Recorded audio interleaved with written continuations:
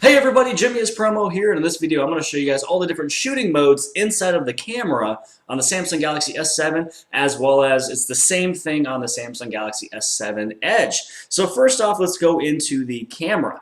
Now what you will notice is that when I hit on the mode, on the very bottom left-hand side right over there, you're going to see that I may have more shooting modes than you.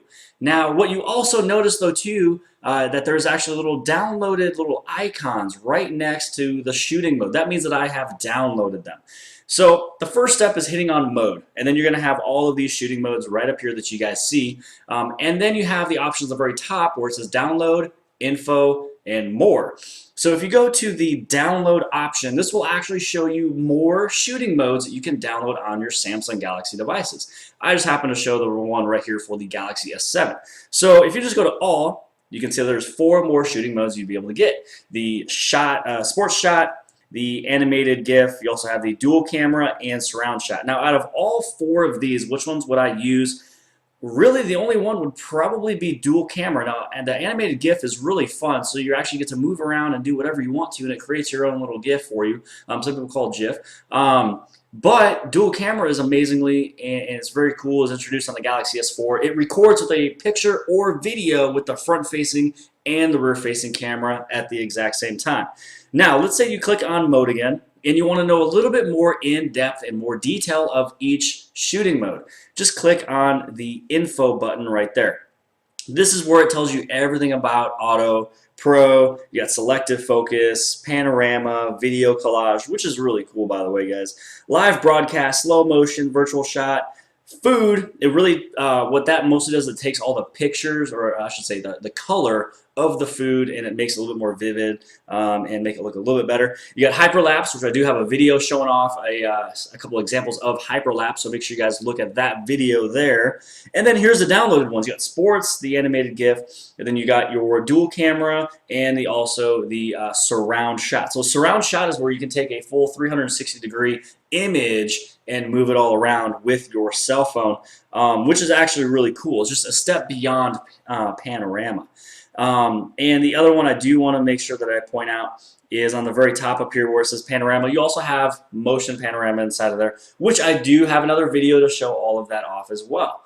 Now let's talk really fast on the other option where it says more. What can you do with more? So let's say that you are a foodie. You're somebody who loves to take pictures of food all the time, but you don't want to get into the camera, and then you go into mode and choose food. So just go to more, and then this is where you can actually add a shortcut to the home screen. This makes it extremely simple and easy. So you just choose on food and done. So now you actually have a shortcut to the food shooting mode from the camera right on the home screen. So you can see right up over there it says food.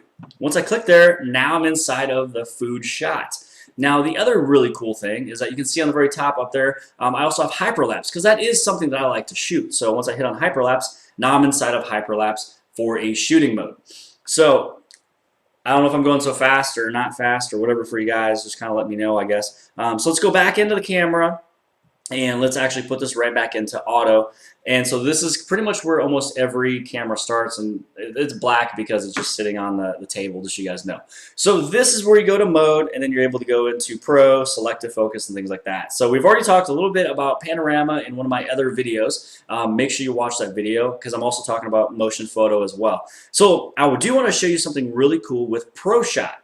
So you go inside of Pro Shot, and what you got on the very bottom down there is all the different settings that you'd be able to use inside of Pro. So you're able to make it brighter or darker. You also have, you have the ISO. You've got your white balance. So you want it to be the incandescent. Would you also like it to be the fluorescent, daylight, cloudy, and then you also have the other options as well. And here is the autofocus. So autofocus, this is where you can do macro. So right there, I'm mirrored, right over here where I put it right next to the flower, that means I'm going to get up really close to something and take a macro shot.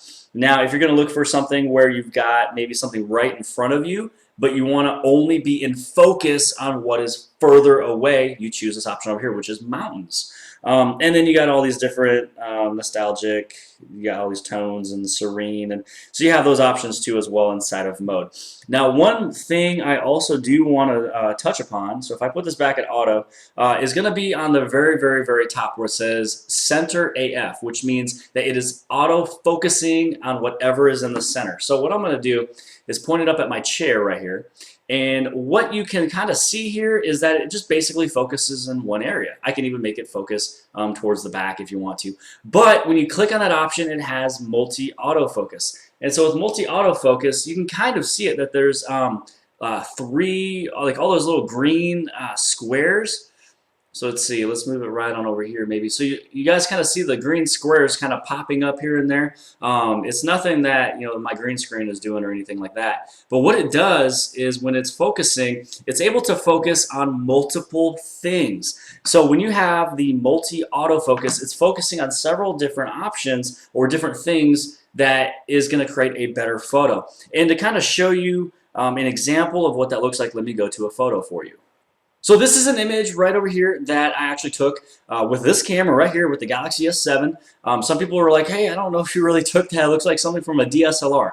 Well, DSLR cameras does have multi-autofocus. And so that is kind of pretty much what happened right here is it was able to focus on the flower. And just remember that icon on the very top right-hand side, that is for the motion photo. So once you touch on that, it's going to replay back what was going on. But if I was to swipe my finger back and forth, I can actually choose a separate scene.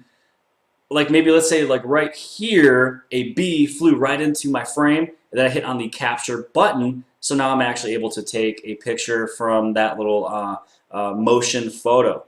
So we kind of talked a little bit already on all the different shooting modes and where you'd be able to get it. So let's say that maybe you've downloaded some of these extra shooting modes and there's some that you don't want. Click on more, go to edit, and then you have the deleting icons here. So if I would not like to have the sports, then I can actually just take the sports and uninstall it. And so now if I go back to modes, I don't have the sports anymore, which technically you don't have to have sports with this camera because this one does have the aperture of an f1.7. It also has a faster shutter speed as well as the dual pixel technology that is able to capture several different viewpoints, I guess, to focus faster with distance and also where the object is within the scene, so the direction as well. So this was some of the different shooting modes. I don't want to go through every single one to kind of explain everything. I actually have a video already for Hyperlapse, and then also for the Panorama, I did talk about the motion panorama. So once you go inside of Panorama, you click on the very middle icon and would you like your motion panorama on or off. So let's go over here and also go into settings. Just so you guys know, when you're inside of the settings, this is where you have the motion photo, and you can also do the tracking autofocus. The tracking autofocus is actually really cool. So I guess I can show a little bit of the tracking focus. So basically what will happen is you'll touch on the screen and you can see that I focused on that little box right there. And so what will happen is every single time that this box was to move, then, so check this out. So I touch the screen and as I move the box, it actually tracks and focuses on that object as well. So that is something you guys would be able to do if you guys are looking or taking a photo of somebody who is very young. So that right there was basically all the different shooting modes. You can also hit on info if you would like to read everything that these things can do, and a little bit more explanation on Pro. You also got the motion photo. You have the motion panorama, as well as the tracking autofocus. So I really hope that this has helped you guys out. If there's anything else you guys would like me to expand on, please let me know. Follow me on all the social media sites right up there, Twitter, Instagram, and Facebook. All of them is Jimmy is Promo, as well as subscribe to me here on YouTube. I'll see you guys later.